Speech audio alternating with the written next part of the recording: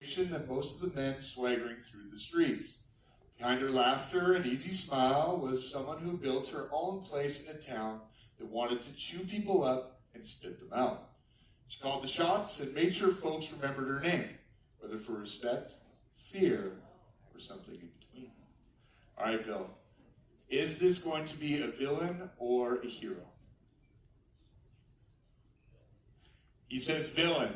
Now, do we venture a guess on who we think it was? Ooh, Klondike Kate. Unfortunately, that's going to be Black Mary. But he got villain, folks, so we all give Bill a round of applause. That's 1 for 1. All right, you ready for story number 2? All right.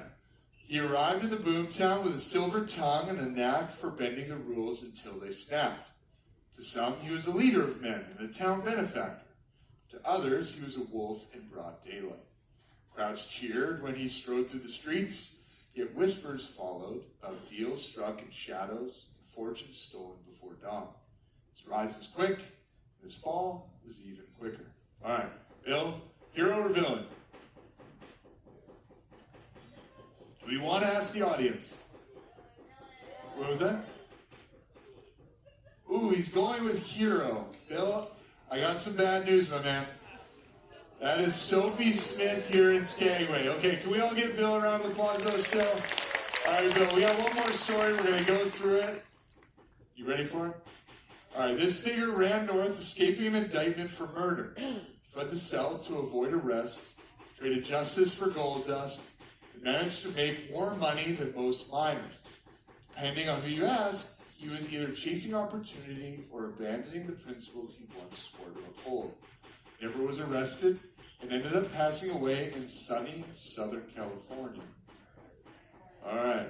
Hero or villain, Bill? Oh, he's going with hero. Okay, do we have a guess on who this is?